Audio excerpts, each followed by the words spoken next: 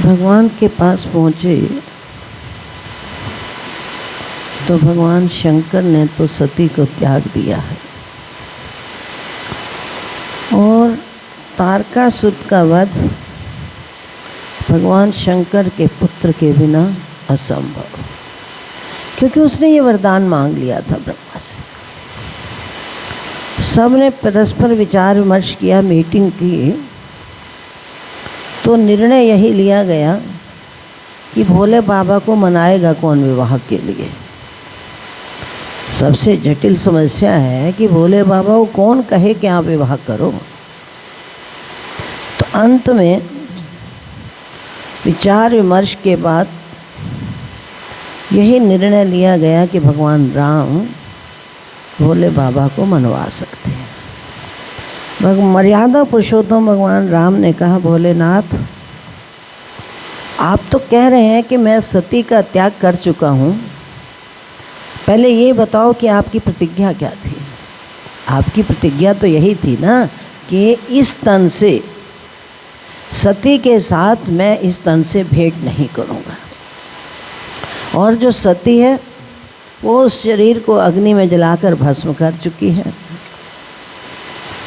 आपको पता है कि वही सती पार्वती के रूप में हिमाचल व मैना के घर प्रकट हो चुका है, जिससे क्या प्रभु हर तुम्हार प्रण रहे हो, अब उड़ राख्यो जो हम कहो। आपका प्रण भी रहेगा और अब हम जो कहते हैं उसे आप हृदय में धारण करो। तो भगवान राम ने कहा कि हम स्पष्ट आपको केवल इतना ही कहना चाहते हैं कि आप विवाह की तैयारी करो। इस प्रकार मर्यादा पुरुषोत्तम भगवान श्री राम ने भोले बाबा को विवाह के लिए तैयार किया और तैयार करने के बाद स्वयं भगवान श्री राम जो है वहाँ से अंतर ध्यान हो गए। इतने में ब्रह्मा आदि सब देवता मिलकर भोलेनाथ के पास पहुँचे और जाकर कहा, प्रभु ये जो सब है ना, सब के सब आपकी विवाह देखने की इच्छा रखते हैं, आपका विवाह देखना चाहते हैं। तो इतना सुनकर भगवान शंकर जो थे वो मुस्कुरा दिए और कहा कि आप इस बात को जानते हो, एक छोटा सा घड़ा भी कोई खरीदने जाता है ना तो उसे ठोक बजा कर देता है। पहले पार्वती की परीक्षा भी तो लेनी चाहिए, क्या उसका प्रेम परिपक्व है, दृढ़ है या नहीं। तत्क्षण सप्तऋषियों की आज्ञा दी कि तुम जाओ और पार्वती की परीक्षा करो। तो सप्तऋषियों ने कहा, प्रभु अगर हम उनकी परीक्षा लेने जाएंगी तो हमें आपकी निंदा करनी पड़ेगी। भोलेनाथ ने कहा, तुम हमारी आज्ञा से जाओ, निंदा तो करना मात्र वाणी से, बड़ा अंतर होता है निंदा निंदा में। एक निंदा की जाती है वाणी से, एक निंदा की जाती है दूसरे के पापों को निवृत्त करने के लिए, एक निंदा की जाती है किसी की परीक्षा लेने के लिए। तो ये जो तुम्हारी निंदा है वो परीक्षा के निमित्त है, तुम जाओ, हमारी आज्ञा है, और हमारी आज्ञा से कुछ करोगे तो तुम्हें उस कर्म का दंड भी नहीं मिलेगा। दूसरी बात, तुम जो निंदा करोगे मन से थोड़े ना करोगे, मात्र वाणी से हमारी प्रसन्नता के पात्र बनोगे। तो सप्तऋषि भगवान शंकर की आज्ञा अनुसार पहुंच गए और जाकर पार्वती से कहा, देखो जानती हो कि हमारे मन में आपके प्रति कितनी सहानुभूति है, कितना स्नेह है। अरे तुम किसकी बातों में फंस चुकी हो? वही नारद घर फोड़ा, नारद की बातों में आकर तुम फंस गई हो। किसके लिए इतनी तपस्या कर रही हो? वो शमशानवासी, अमंगल वेशधारी, जटा धारण करने वाला, सर्पों के हार पहनता है। विवाह की अगर तुम्हारी इच्छा है ना तो हमें बताओ, हम तुम्हारा विवाह ऐसी अच्छी जगह करेंगे जहाँ पर तुम्हारा जो जीवन है ना बहुत अच्छा मज़े से व्यतीत होगा। तो उस समय पार्वती जी अटल रहीं। उन्होंने कहा कि विवाह करना तो बहुत दूर की बात है, मुझे किसी पुरुष से विवाह की चर्चा करना भी पसंद नहीं है, विवाह करना तो बहुत दूर की बात है। सप्तऋषि कहने लगे तुम्हें नहीं पता वो कैसा है, तपस्या करते करते तुम्हारा शरीर तो सारा गल जाएगा लेकिन उसके ऊपर कोई प्रभाव पड़ने वाला नहीं है, बड़ा निष्ठुर है, तुम नहीं जानते हो वो कैसा है। तपस्या करते करते तुम्हारा शरीर छूट जाएगा, गल जाएगा। पार्वती जी ने उत्तर दिया शरीर गलता है तो गल जाए, मैं दूसरे जन्म में भी भगवान की प्राप्ति के लिए तपस्या करूँगी। अरे तुम्हें क्या पता, वो तुम्हारे दूसरे जन्म की तपस्या को भी स्वीकार करने वाला नहीं है। अरे मैं तीसरे जन्म में तपस्या करूँगी। अब सप्तऋषियों ने देखा ये तो तपस्या में प्रेम में दृढ़ है और परपक्व है इसका प्रेम। जिसका सच्चा प्रेम होता है ना वो ठुकराने के बाद भागता नहीं है। तुम जितना ठुकराओगे हम उतना आएंगे, कितना ठुकराते रहो, ये सच्चे प्रेमी का लक्षण होता है। यही बात तो भगवान श्री राम ने सीता से कही थी कि सीते शूर्पणखा जानती हो कैसी नारी है। प्रश्न किया था सीता ने, प्रभु आप तो शरणागति का त्याग नहीं करते हैं, क्या आज आप शूर्पणखा को शरण नहीं दोगे? तो भगवान राम ने कहा वो प्रेम से नहीं आई है, वो कामांध होकर आई है। सीता ने पुनः पूछा कि इसका क्या लक्षण है कि वो प्रेम से नहीं आई और कैसे आई है? तो भगवान राम कहते हैं जिसका सच्चा प्रेम होता है ना वो कभी भी ठुकराने के बाद भागता नहीं है, वो बार बार बार बार आता ही रहता है। यही होता है सच्चे प्रेम का लक्षण। सप्तऋषियों ने देखा पार्वती जी का प्रेम परिपक्व है, निश्चय दृढ़ है, जाकर भगवान शंकर से कहा। और पार्वती ने पहले ये कह दिया था कि जन्म जन्म लग रगड़ हमारी, बनऊँ शंभुनता रहा कुंवारी। कुंवारी तो रह जाओगे लेकिन जन्म जन्म, एक नहीं दो नहीं चार नहीं, जन्म कोटि करोड़ों जन्म बीत जाएं लेकिन मैं फिर भी भोलेनाथ का त्याग नहीं करूँ। अब भगवान शंकर ने सोचा ऋषियों ने तो तपस्या ले ली है, अब क्यों ना मैं स्वयं जाकर उसकी परीक्षा लूँ। तो भगवान शंकर ने एक ब्राह्मण का वेश बनाया और वहाँ पहुँच गए जहाँ पार्वती जी शरीर को सुखा रही थी। शिव ने पूछा किसके लिए शरीर सुखा रही हो? तुम नहीं जानती, हम जो तुम्हारा विवाह है ना साक्षात पार ब्रह्म परमेश्वर नारायण के साथ करवा देते हैं। पार्वती बोली अरे ब्रह्मचारी, भगवान कौन से वेश में गए हैं? ब्रह्मचारी के वेश में। अरे ब्रह्मचारी कैसी बातें करते हो, तुम नहीं जानते कि कितने भी तुम मुझे प्रलोभन दो ना, कितने लालच दो, मैं भगवान शंकर को तो किसी भी जन्म में नहीं छोड़ सकती, चले जाओ यहाँ से। अब भगवान शंकर ने जब स्वयं परीक्षा की तो उन्हें कहा अब तो ये निश्चय में पक्की है। उस समय भगवान शंकर ने पार्वती जी को दर्शन दिया और कहा कि आज पार्वती तुम्हारे निष्कपट प्रेम ने तो मुझे खरीद लिया है। साचा प्रेमी शीश गंवावे और डगमग डोले। अब तुम जाओ, विवाह के लिए मैं निश्चित समय पर तुम्हारे पास पहुंच जाऊंगा। इधर सप्तऋषियों ने हिमाचल को जाकर सूचना दी, पार्वती की तपस्या हो गई, पार्वती को घर लौटा कर ले गए, विवाह की तैयारियां शुरू हो गईं। और फिर भोलेनाथ ने क्या किया, पार्वती के विवाह की मैना हिमाचल के घर तैयारियां चल रही हैं और इधर भोलेनाथ की समाधि लग। ओम नमः शिवाय, हरि ओम।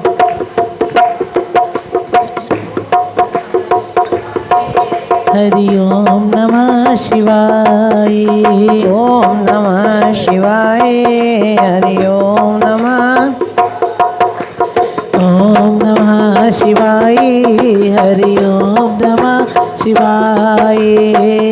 विवाह का निश्चित दिन आ गया। सब देवता कैलाश पर पहुँचे और जय जयकार करने। बोल शंकर की जय। भोलेनाथ ने पूछा, कहो कैसे आए हो? देवताओं ने कहा, आपकी बारात कब चलेगी? किसकी बारात? आपकी। अच्छा। तो भोलेनाथ पूछते हैं कि लगन कब के हैं? लगन उन्हें पता ही नहीं कि हमारे लगन का समय भी नज़दीक आ चुका है। देव, आज ही तो है आपका लगन। अच्छा, तो कन्या पक्ष में तो तैयारियां चल रही हैं, लेकिन तुम ऐसे समाधिस्थ बैठे हुए हो। तो भोलेनाथ ने कहा, कोई बात नहीं, चिंता न करो, सब हो जाएगा। अरे तुम नहीं जानते, दूल्हे को तो हल्दी भी लगती है। दूल्हे को लगन का दिन आज हो गया, दूल्हे को तो हल्दी भी लगती है। जाओ चिता के भस्म ले आओ, जल्दी लेकर आओ। अरे उसे तो सेहरा भी बांधा जाता। अरे इतनी लंबी लंबी जटाएं हैं, इसका सेहरा बना दो। जब कोई कार्य करना होता है तो उसके लिए अनेक रास्ते भी निकल आते हैं। और उसी सेहरे के ऊपर, जटाओं के मुकुट के सेहरे के ऊपर एक सर्पों का मुकुट पहना दो। कानों में कुंडल की जगह मेरे बिच्छू पहना दो। शिव शंभुगन करें श्रृंगारा, जटा मुकुट ही मोर संवारा। इस प्रकार भोले बाबा तैयार होकर, भोले कहा है ना, देखो कहीं पर भगवान शंकर कहा है और यहाँ पर क्या कह रहे हैं? भोलेनाथ। कौन है भोलेनाथ? अर्थात जो भोले भाले भक्त हैं उनके नाथ हैं भोलेनाथ। अब नंदी बैल की सवारी तैयार हो गई और बैठे कैसे हैं भोलेनाथ? पूंछ की तरफ मुँह करके बैठे। बैठना तो चाहिए था मुख की तरफ, लेकिन पूंछ की तरफ मुँह करके बैठ गए। विष्णु भगवान बोले, अरे जैसा दूल्हा वैसी बारात तो नहीं है। अब दूल्हा है ऐसा, और जानते हो कि विष्णु भगवान का कितना सुंदर है स्वरूप। तो उस समय सोचने लगे, या तो सारे देवता राख लपेटे, क्योंकि भोलेनाथ ने राख लपेटी है तो देवताओं को भी तो राख लपेटनी चाहिए ना। अगर सब देवता राख नहीं लपेटते तो भोलेनाथ की हंसी होगी।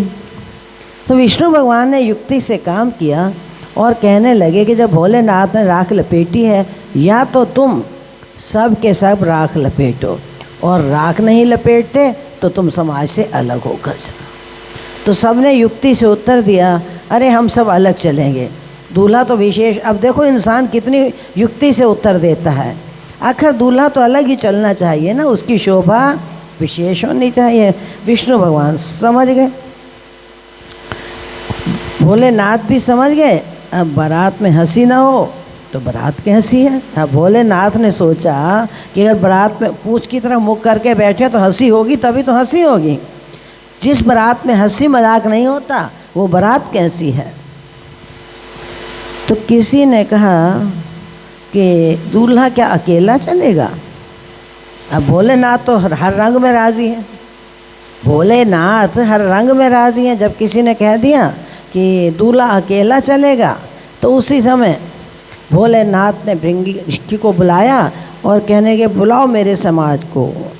भृंगी नाम के गण को बुलाया, जल्दी करो मेरे समाज को बुलाओ।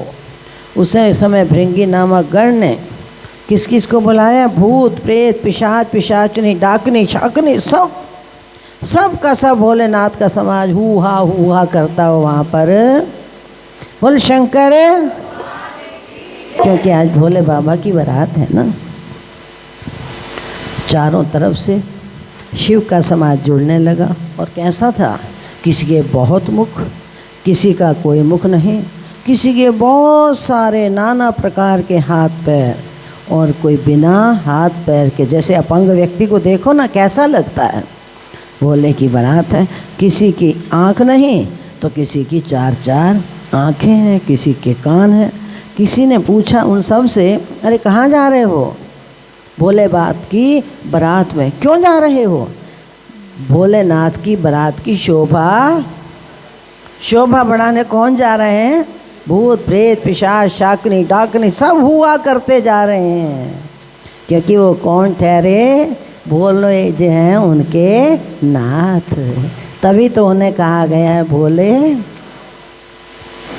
भांग के घोटे चढ़ा कर चलते गए, आगे आगे देवताओं का समाज और पीछे पीछे भोले नाथ का समाज।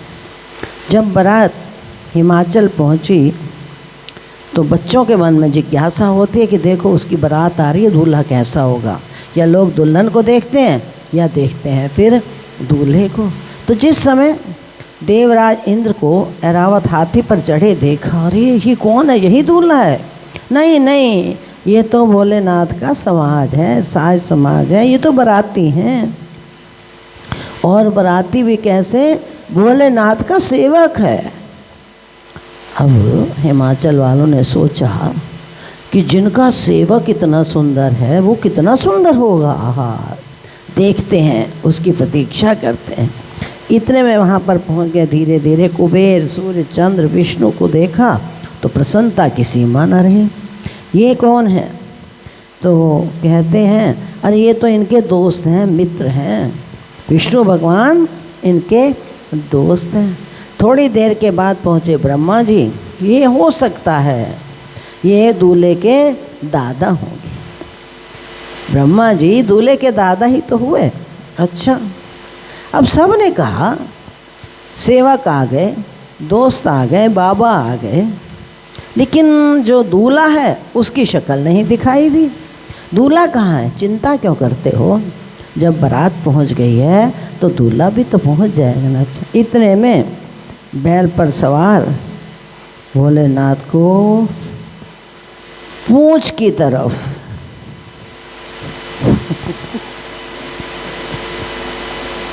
देख कर आए। अमंगल वेश को ज्यों ही बच्चों ने देखा तो भागो भागो, बच्चों बच्चों बच्चों। जो बच्चे बारात और दूल्हा देखने के लिए उत्सुक थे, आज भोलेनाथ के इस अमंगल वेश को देखकर भाग रहे हैं। बच्चों बच्चों घबरा गए। मनुष्यों की तो कहना ही क्या, हाथी, घोड़े, पशु पक्षी भी फिदक फिदक कर भागने लगे। शिव समाज जब देखन लागे, विजर चले वाहन सब भागे। वाहनों पर साज समाज सजाकर सब भागे। इतने में पीछे से आवाज़ आई, अरे दूल्हा दूल्हा कर रहे थे, अब दूल्हा आया है तो भाग गए हो। अब ऐसी बारात में जिसे अपने प्राण प्यारे ना वही तो रुकेगा, बाकी सब भाग गए। बच्चे हाँफते हाँफते माता पिता की गोद में छिपने लगे। क्या देखा? पार्वती का दूल्हा। बारात कैसी? अरे क्या आप सुनोगे, बारात तो ऐसे दिखाई दे रही है जैसे यमराज की पलटन हो। अब चलते चलते बारात जो थी ना, मैना के द्वार पर पहुंची। इधर से मैना तैयार थी, स्वर्ण थाल हाथ में लेकर आरती उतारने पहुंची। तो उसने ज्यों ही शिव को देखा, फेंके मारे मैना का थाल जो हाथ से था ना, वो धड़ाम से पृथ्वी पर गिर पड़ा। भागी भागी अंदर गई और क्या कहती है, नारद कर मैं कहा बिगाड़ा, भजन भवन मोर जिन बसत उजाड़ा। मैंने नारद का क्या बिगाड़ा था? कौन से जन्म किए मेरे साथ दुश्मनी निकाल रहा था जो मेरी इतनी सुंदर कन्या को ऐसा पाठ पढ़ा दिया। अब मैना के तुक्के और क्रोध की सीमा न। पार्वती थी भूवि यज्ञ शिवा ने बैंड बजाया, पार्वती थी भूवि यज्ञ शिवा ने ढोल बजा, गौराया चढ़ी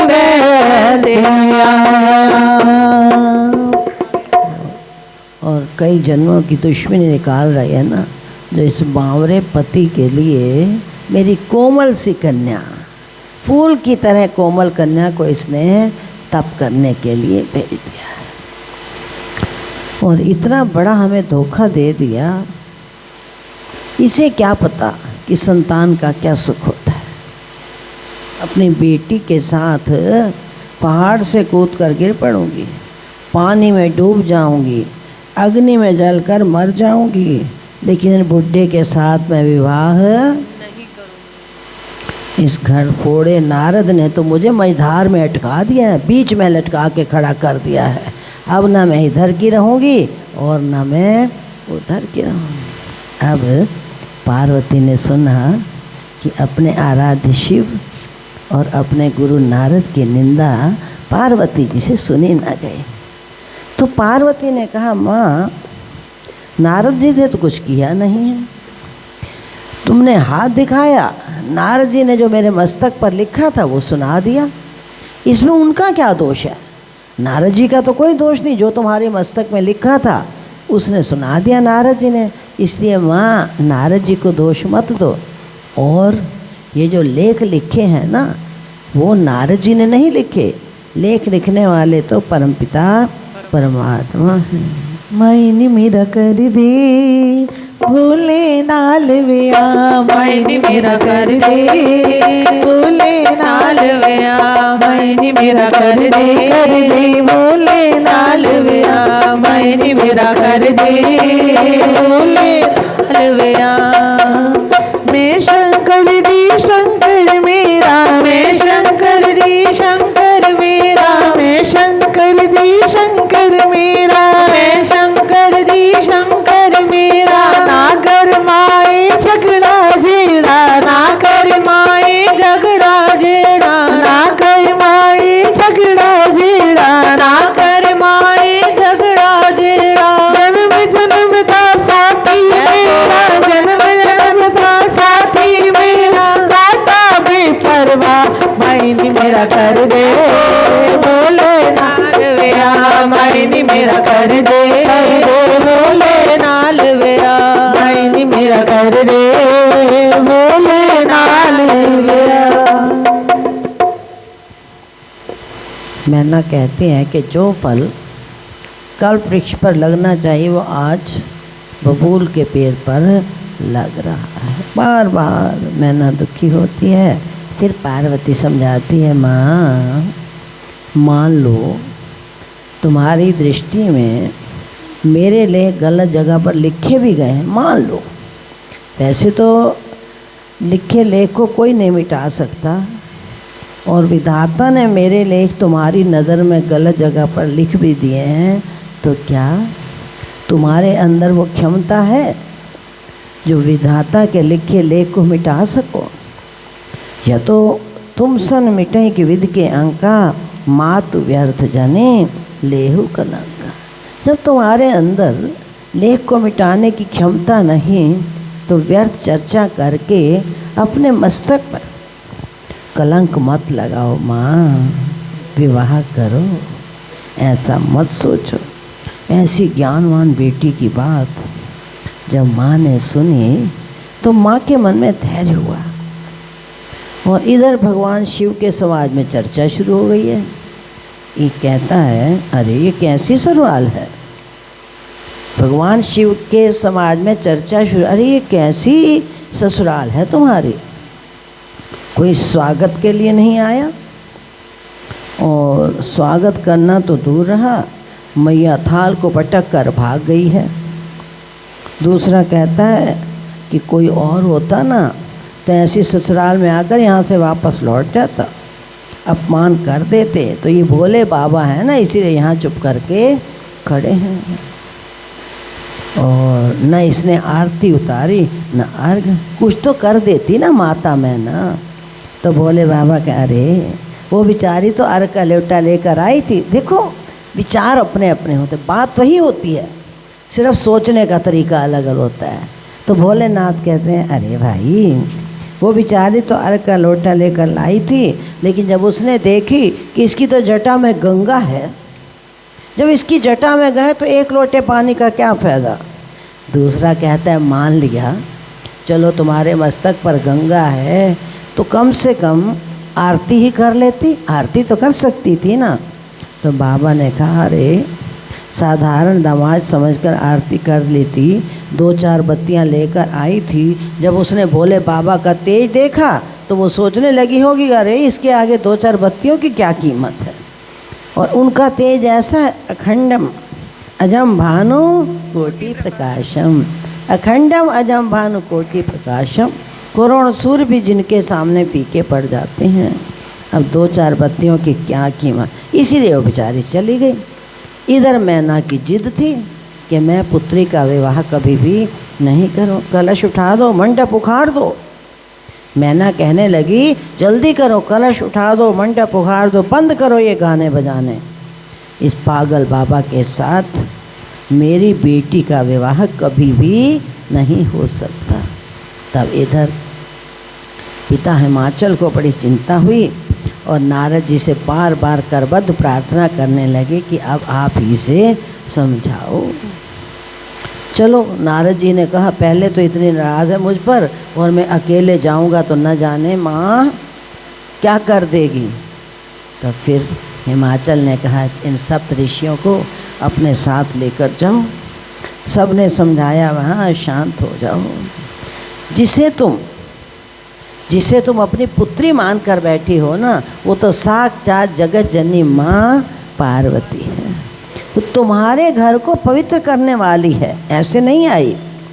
और एक जन्म नहीं, अब तो जन्म जन्म की भगवान शंकर की वो अर्धाग्नि शक्ति है। ये पिछले जन्म की वही सती है जो तुम्हारे घर पार्वती के रूप में आकर जन्म लिया है। जब इस बात को सुना तो हिमाचल ने कहा मुनिदेव, अब पार्वती मैना तो मान गई है, अब उधर जाकर भोले बाबा को भी तुम राज़ी कर दो। और जब भोले बाबा राज़ी हो गए तो फिर सब ने यही कहा, हर माता पिता को, सास ससुर को इच्छा होती है कि हम अपने दामाद को दूल्हे के रूप में देखें ना, दूल्हे के रूप में भी तो दर्शन होने चाहिए। तो उसी समय भगवान शंकर ने दूल्हे के रूप में अपना पूरा वेश बदल लिया। जो अमंगल वेश धारण किया था, जैसे एक संसार का दूल्हा होता है, उसी वेश को धारण करके भगवान कोई आके मेरे भोले को सजा दो, गजब हो जाएगा, गजब हो जाएगा, गजब हो जाएगा, गजब हो जाएगा, गजब हो जाएगा, गजब हो जाएगा। कोई आके मेरे भोले को सजा दो, गजब हो जाएगा, गजब हो जाएगा, गजब हो जाएगा, गजब हो जाएगा। तो उसी समय भोलेनाथ ने छैल छबीले मनोहर रूप में दर्शन दिए और द्वार पर बारात विधि विधान के साथ विवाह को संपन्न किया। माता पिता निहाल हो गए। और कितनी गहरी बात है, विवाह में दूल्हा जो है दुल्हन का चिंतन करता है और दुल्हन दूल्हे का। लेकिन इस विवाह में भोलेनाथ किसका चिंतन करें? अपने इष्ट भगवान राम का चिंतन करें। सब कुछ करते हुए भी हर रंग में, हर रूप में ढल गए हैं भोलेनाथ, और चिंतन किसका करें? और वो भी ये रूप इसलिए बनाया कि सबके मन में तीव्र इच्छा थी।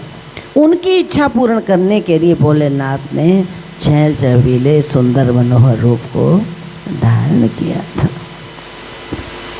विवाह मंगल में हुआ और जो संसार के विधि विधान मर्यादाएं हैं उन सब का पालन जो है भगवान शंकर ने किया। बोल गौरी शंकर भगवान की जय। खुशी खुशी करी दो विदा कि मैया राजी करेगी, खुशी खुशी